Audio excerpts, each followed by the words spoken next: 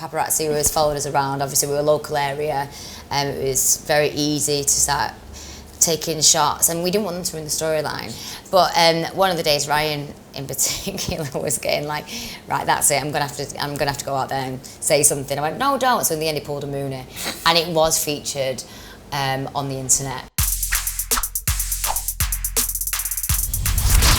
Well, yeah, the first episode, the plot involves a stolen horse, basically. Yes. All the other episodes is kind of unexpected plot-wise. Yeah, honestly, that is the tip of the iceberg. What you're going to see in the next 5 episodes, the first episode is the tip of the iceberg. And I think that's how it breaks the storyline, in, and how it introduces all the lads. So yeah, you're going to see a lot more antics going on.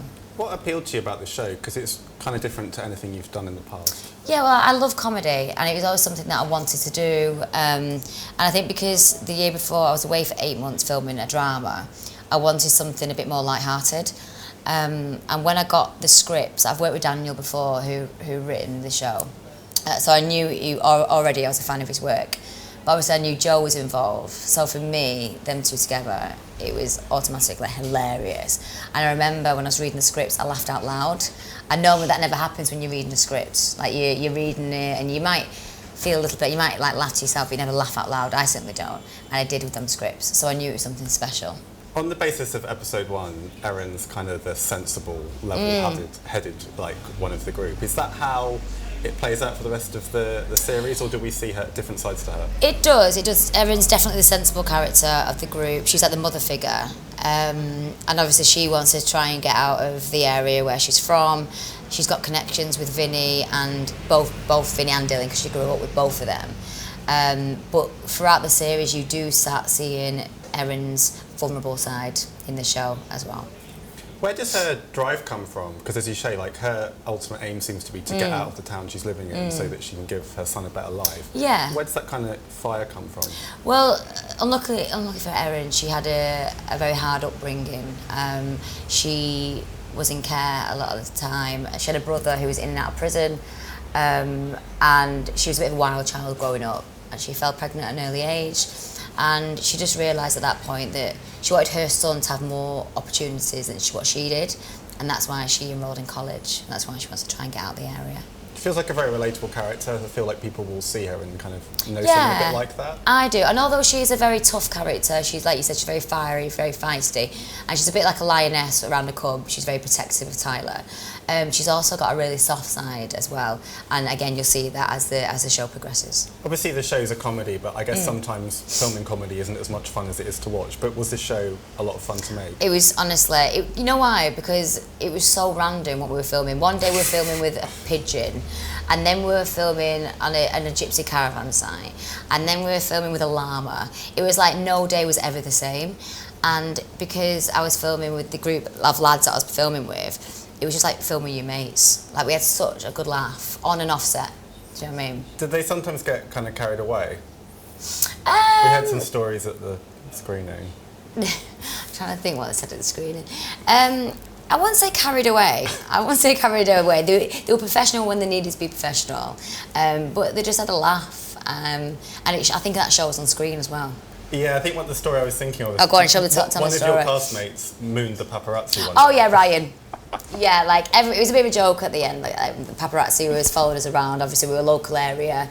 It was very easy to start taking shots, and we didn't want them to ruin the storyline. So, to be fair, they were fine.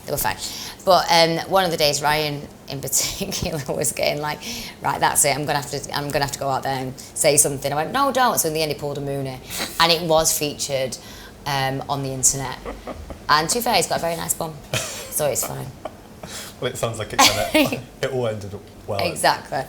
If there were to be a second series, without giving too much away, where would you like to see Erin go in a second series? I was going to say I'd like her to be more involved with the lads on the the naughty scale, just because she's so sensible.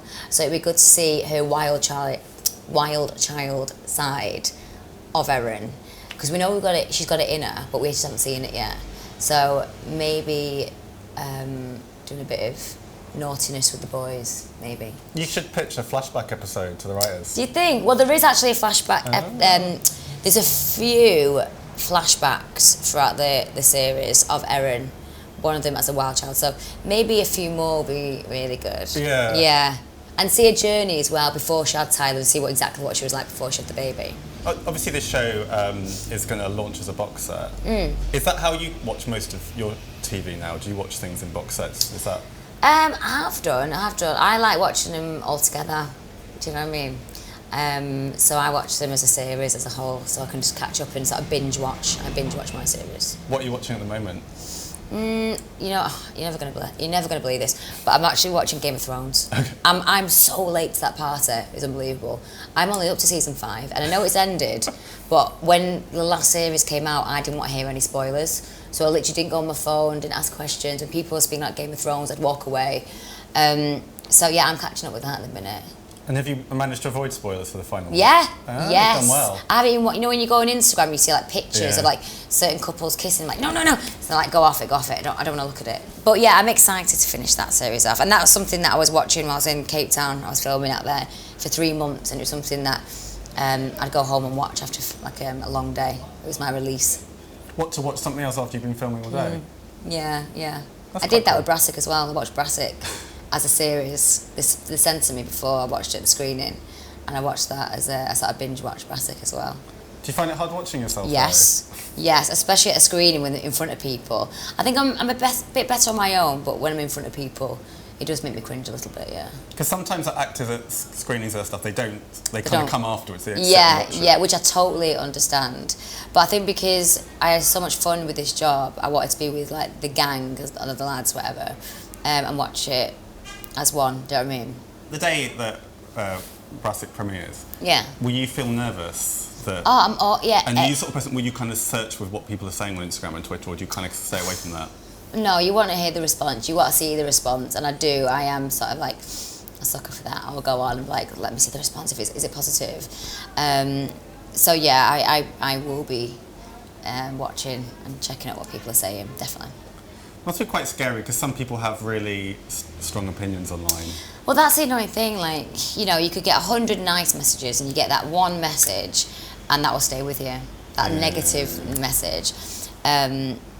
But hopefully people will take to it really well, and there won't be any negativity. Fingers crossed. I can see it becoming quite cult, actually. I'm judging on one episode here, but yeah. Yeah, I do. I think, like you said before, it's so unique, and there's nothing on TV like it at the minute. And I think it's so relatable, and all the characters in it are so different that someone could watch it and go, I've got a mate like that. Yeah. I know someone like that person. So I think it's one of those shows that people will be talking about and go, did you see what happened in this series or that episode? So yeah, fingers crossed. I think what the writers have said as well is that it's showing kind of the sort of town that we don't often see on TV, the sort of English town we don't see very often, which is really cool. And I think what they've done, really cleverly done as well, is normally you think of the working class northern, you know, area, you think it's quite negative, you think it's grimy, you think it's dark, you think it's gloomy, where this show sort of lifts that, and it's shown in a really positive light. It's really funny, and you get amazing characters from these areas. So yeah, I just think it's shown in a totally different light. Yeah, and with a bit more nuance. It's not like this kind of town that looks grimy. There's like lovely countryside. Exactly, it's beautifully shot. Like, you look how rural it is, and it's gorgeous. It's not the typical kind exactly, of... Exactly. Which is a nice thing to see. But yeah, thanks so much for your time. Oh, thank you Cheers. so much. Thank you.